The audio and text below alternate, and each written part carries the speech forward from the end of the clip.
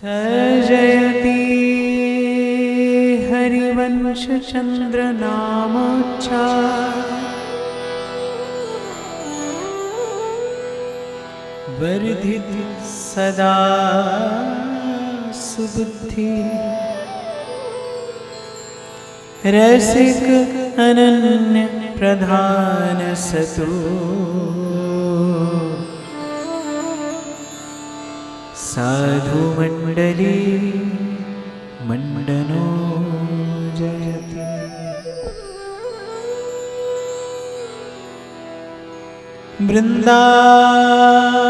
वृंदावनेश्वरी तवैव पदारविन्दम् प्रेमामृतैकमकरन्दु रसोघपो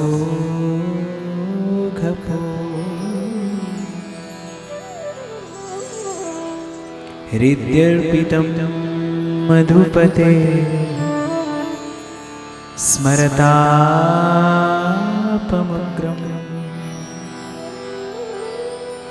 निर्वापयत् परमशीतलम् आश्रयामि आश्रयामि आश्रयामि। श्री राधा वल्लभो जयति, श्री हरिवंश चंद्रो जयति, श्री वृंदावन धामो विजयते, सर्वभक्त चरण कमलेभ्य विजयते तरा।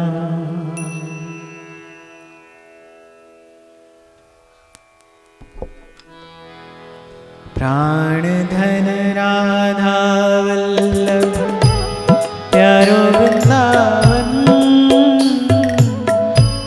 युगल प्रेम घन प्रिय सखी जन।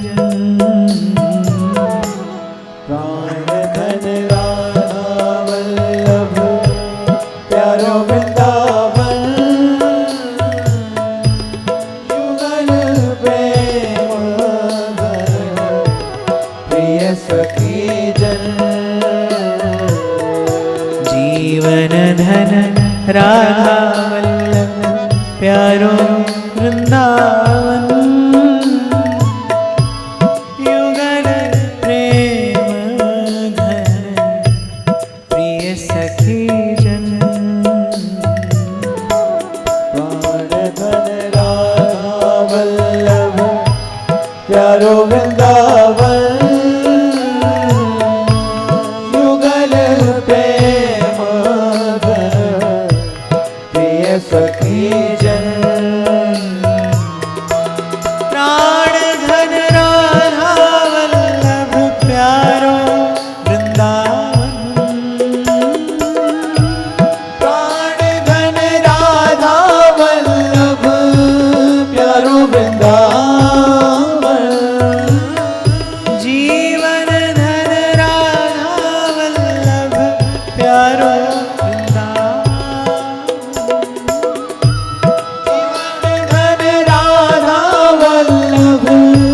प्यारो वृंदावन युगल प्रेम घन प्रिय सखी जन।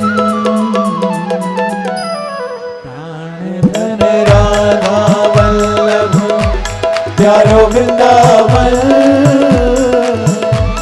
युगल प्रेम घन प्रिय सखी जन। धन राधा वल्लभ प्यारो वृंदावन युगल प्रेम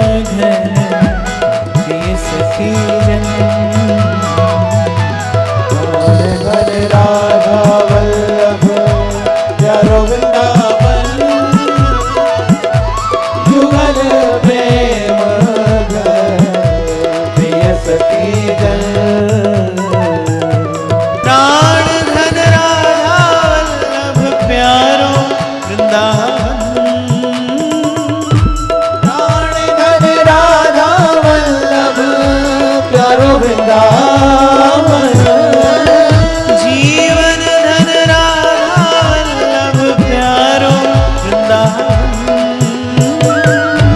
जीवन धन राधा वल्लभ प्यारो वृंदावन। युगल प्रेम घन प्रिय सखी जन। प्राण धन राधा वल्लभ प्यारो वृंदावन। युगल प्रेम घन प्रिय सखी जन। जीवन धन राधा वल्लभ प्यारो वृंदावन। युगल प्रेम घन प्रिय सखी जन। प्राण धन राधा वल्लभ प्यारो वृंदावन। युगल प्रेम घन प्रिय सखी जन। हमारो राधा वल्लभ लाल, लाडलो राधा वल्लभ लाल, लाडलो राधा वल्लभ लाल, रसीलो राधा वल्लभ लाल, रसीलो राधा वल्लभ लाल, जीवन धन राधा वल्लभ लाल, जीवन धन राधा वल्लभ लाल, परम धन राधा वल्लभ लाल, परम धन राधा वल्लभ लाल, प्राण धन राधा वल्लभ लाल, प्राण धन राधा वल्लभ लाल, रसिक धन राधा वल्लभ लाल, रसिक धन राधा वल्लभ लाल, सर्वस राधा वल्लभ लाल, सर्वस राधा वल्लभ लाल। श्री सद्गुरु चरणारविंदो जयते। जैसे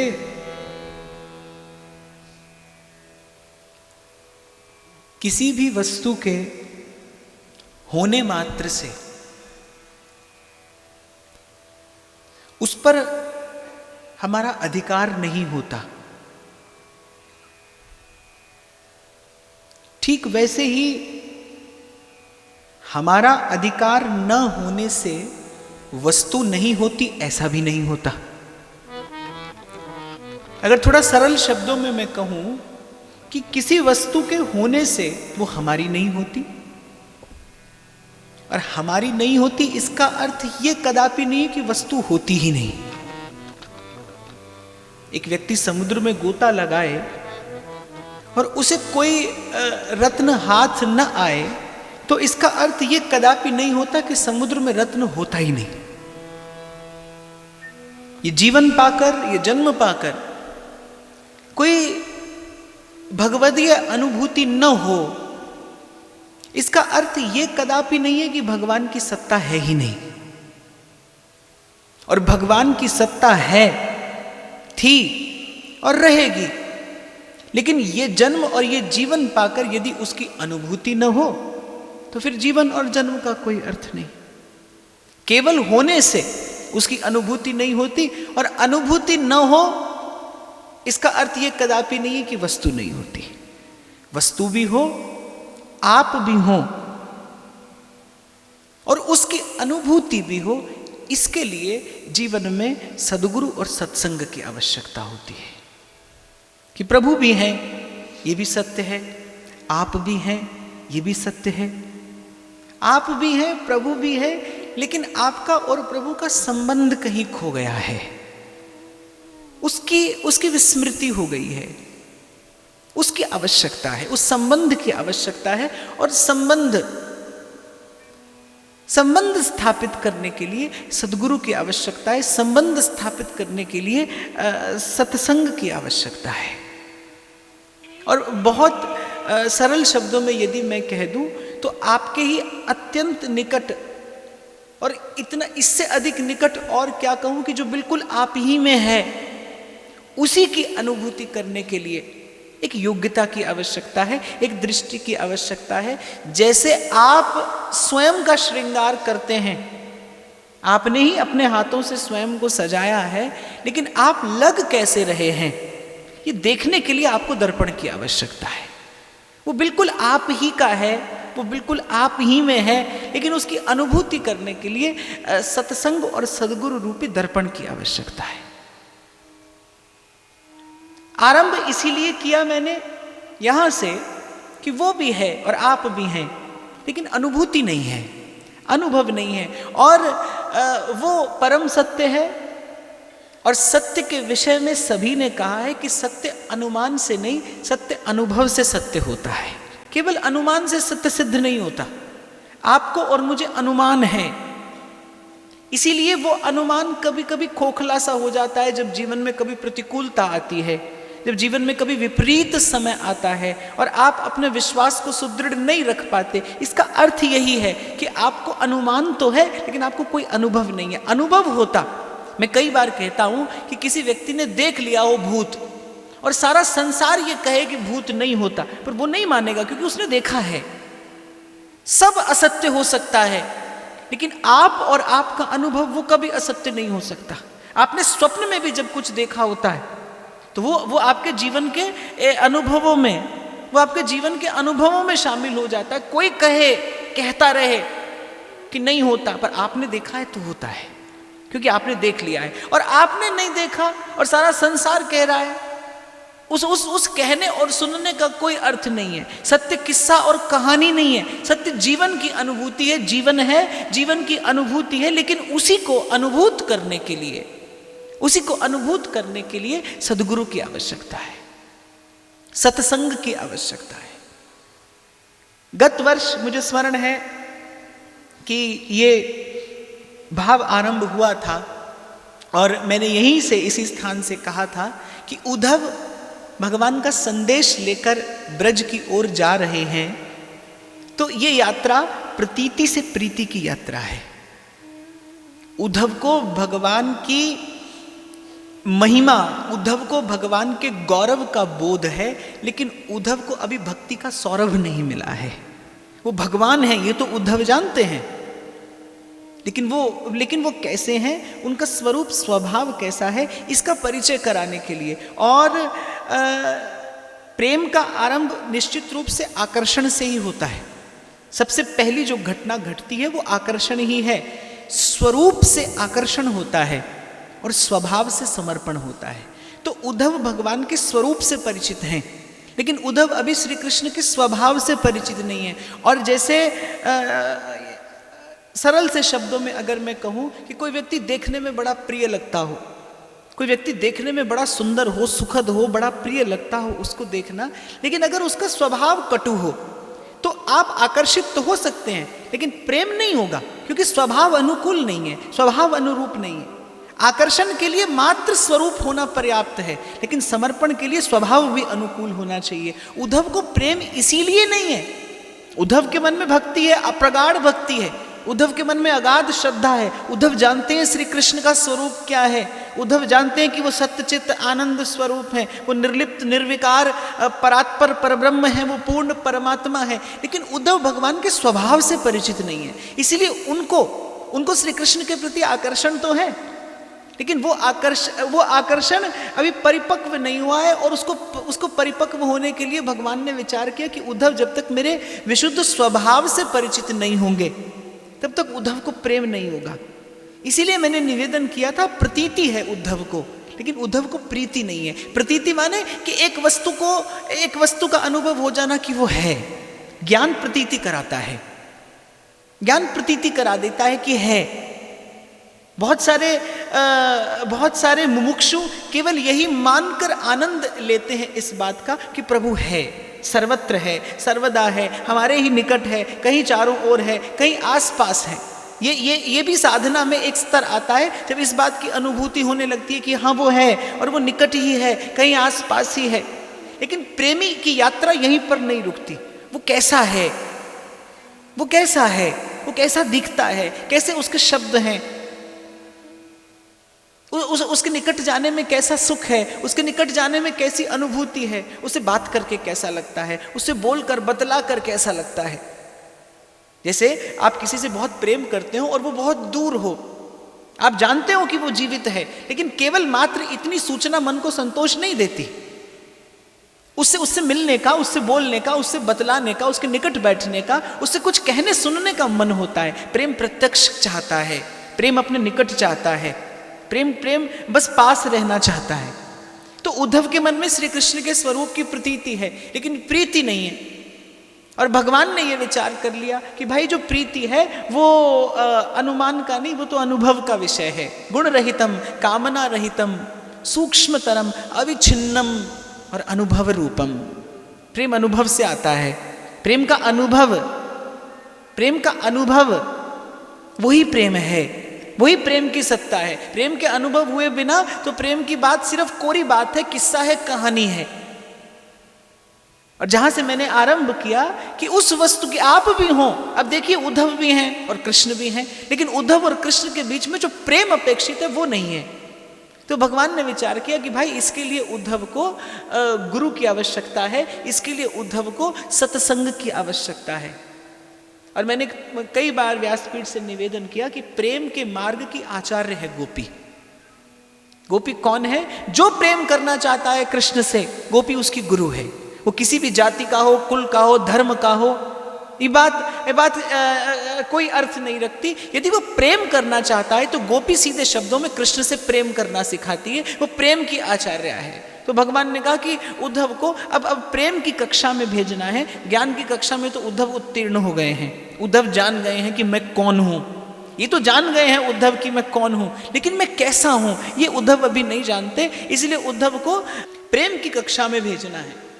उद्धव को अब सद्गुरु और सत्संग की आवश्यकता है। तो भगवान ने पत्र लिखकर उद्धव को भेजा। और किस प्रकार उद्धव ब्रज में पहुंचे, किस प्रकार उद्धव ने ब्रजभूमि का दर्शन किया, कैसा उद्धव का अनुभव रहा, थोड़ी सी चर्चा हमने गत वर्ष की थी और उसी चर्चा को अब की बार आगे बढ़ाएंगे। कहाँ तक ले जा पाऊंगा ये तो मैं नहीं कहता, हाँ, पर यह है कि थोड़ा सा उसी चर्चा में, उसी भाव प्रवाह में उद्धव के साथ हम भी ब्रज के निकट, ब्रज के उस भाव के निकट। अभी 2-3 दिन पहले जो वृंदावन में श्री राधा वल्लभ जी का पाठोत्सव था, तो चर्चा होते होते एक बड़ी सुंदर बात आई कि भगवान की स्मृति ही योग है और भगवान की विस्मृति ही वियोग है। जिसकी याद बनी है वो कहीं आपके भीतर है, और जो भूल गया वो खो गया। ऐसे ही बिल्कुल भगवान है, जब तक उनकी स्मृति है तब तक वो हैं, आपके हैं, आपके निकट हैं। और जिस घड़ी भगवान भूल जाते हैं, और थोड़ा सा विचार करो तो आप पाओगे जीवन में जितना क्लेश, जितना कष्ट, संताप है, वो बस भगवान के भूलने के ही कारण है। भूल गए हैं हम, विस्मृति हो गई है। ये विस्मृति ही वियोग है और भगवत का स्मृति वो स्मरण ही योग है। जितने ये सब साधन हैं, श्रवण है, कीर्तन है, ये कथा का कथन और श्रवण है। आप अपने घर में सेवा करते हैं, पूजा करते हैं, जप करते हैं, जो भी शुभ कर्म आप करते हैं, उस सब का उद्देश्य क्या है? यही तो है कि भगवान की स्मृति बनी रहे, स्मरण बना रहे, याद रहे भगवान, भूल न जाए। ये स्मृति ही योग है, ये स्मृति ही उसकी अनुभूति कराती। स्मृति जब प्रगाढ़ होने लगती है, कई बार आपने अपने जीवन में अनुभव किया होगा, कभी कभी जब आप खोए होते हैं कहीं, आपके सामने कोई क्या कह रहा है, कोई क्या सुन रहा है, कोई क्या खा रहा है, आपको इस बात की कोई सुध नहीं होती, क्योंकि आप मन से, आप चित्त से, आप विचार से कहीं और होते हैं, आप विचार से कहीं और होते हैं।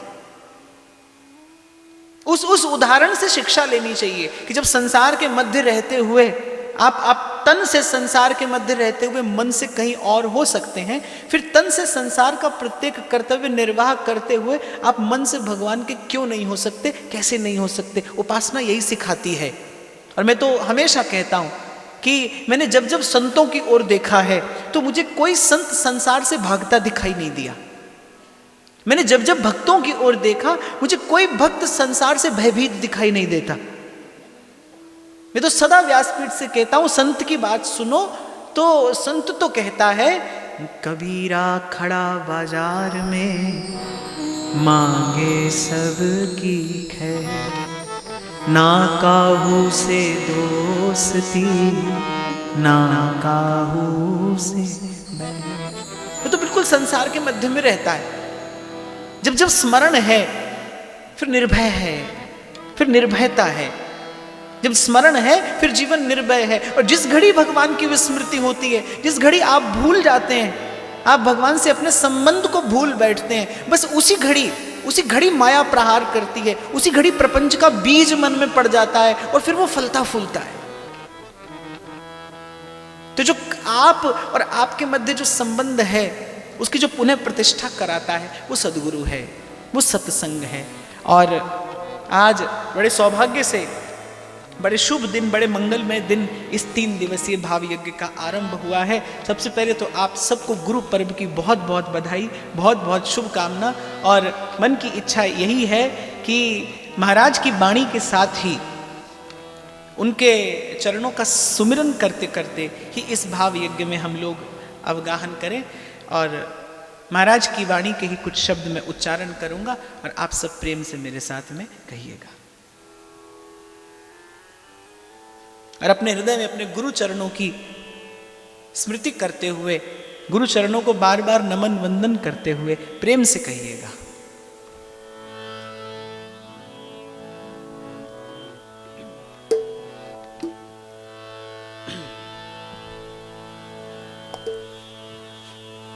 और मेरी विनती, अपना सिर ढककर बैठिएगा।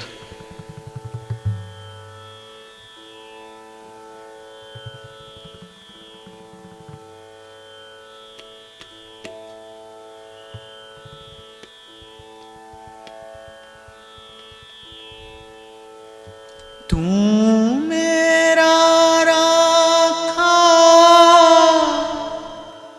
सबनी थाई, तू मेरा राखा सबनी थाई, तापो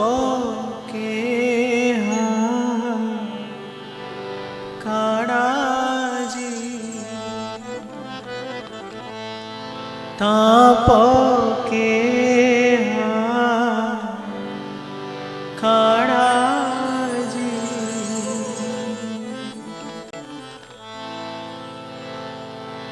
तू मेरा पिता, तू है मेरा माता, तू मेरा बंधप, तू मेरा भ्राता, तू मेरा राखा सबनी थाई, तापो के खड़ा जी। तू मेरा राखा सबनी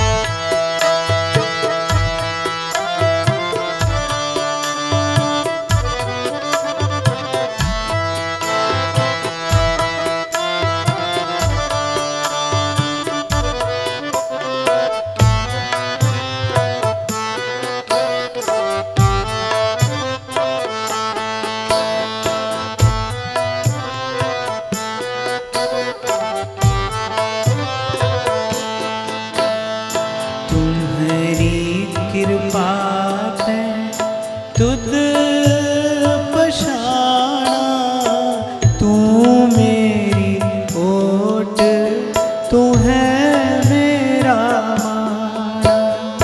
तुम्हारी कृपा है तद पिछाना, तू मेरी ओट, मेरा माणा, तू मेरी ओट, तू है मेरा माणा।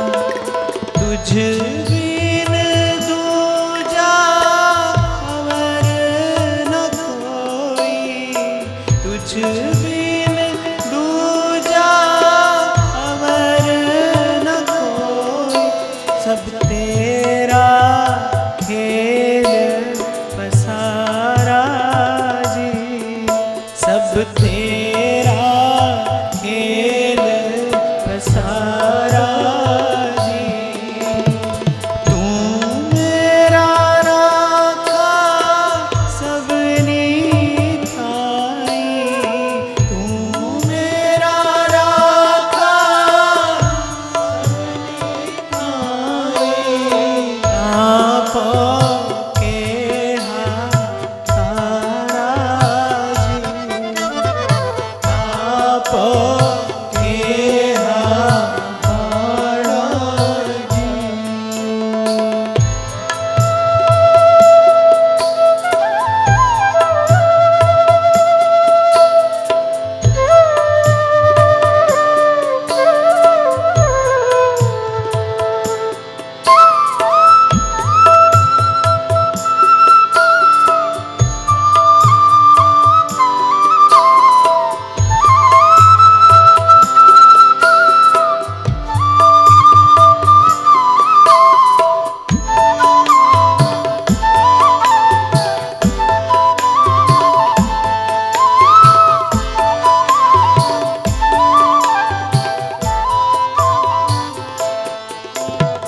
जी जनंत सब तुद उपाय, जित जित पाणा तित तित लाय।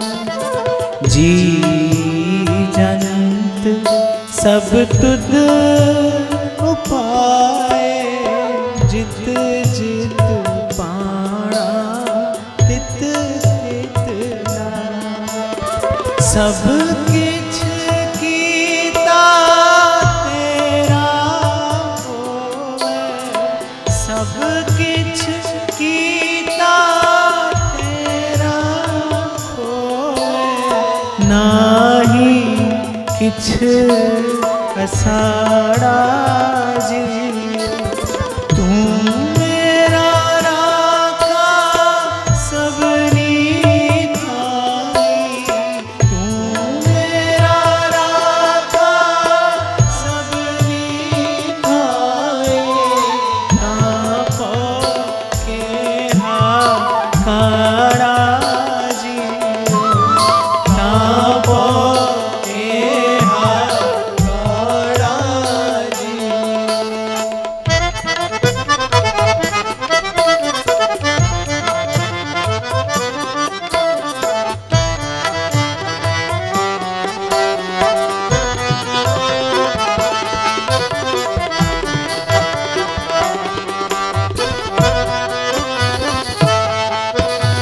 नाम ध्याय महासुख पाया, हर गुण गाए मेरा मन शीतला। नाम ध्याय महासुख पाया, हर गुण गाए मेरा मन शीतला। गुरु पूरब जी बधाई, गुरु पूरब जी बधाई। नानक जिता बिखाड़ा जी, नानक